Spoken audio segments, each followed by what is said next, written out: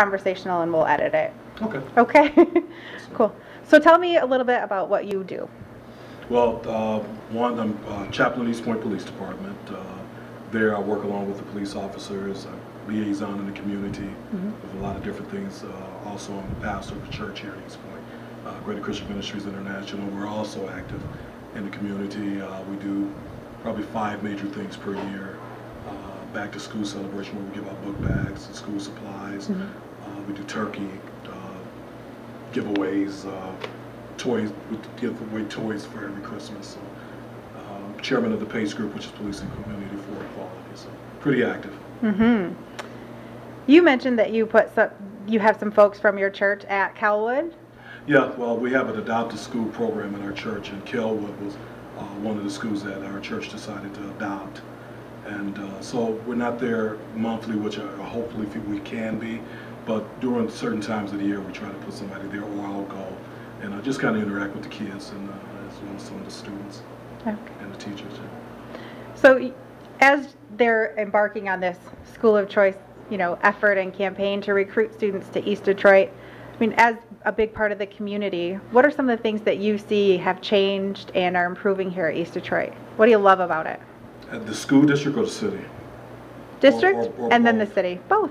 Well, I would say that the diversity has definitely increased. The demographics of the city has definitely changed, as well as the school.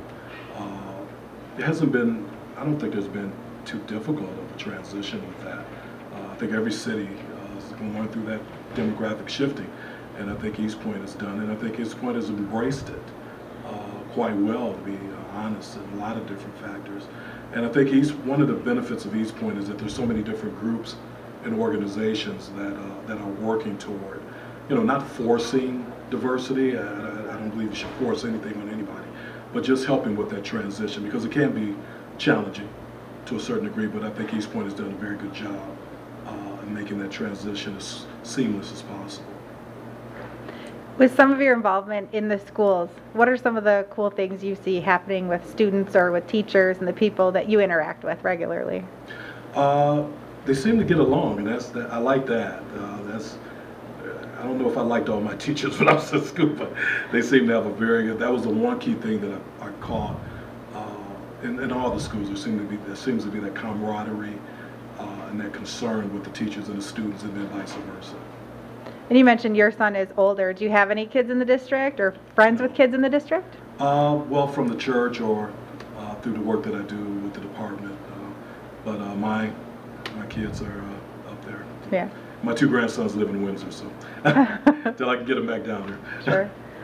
So what kind of things do you hear from those in the community or at church when they're talking about their kids in school, or if it doesn't come up, that's fine too? Not really, but I mean, there hasn't been any problems. My congregation comes from all over the place. Some are here, some in Detroit, some as far as Westland and Mount Clemens, and there's been no problems, no complaints. So everybody loves the city.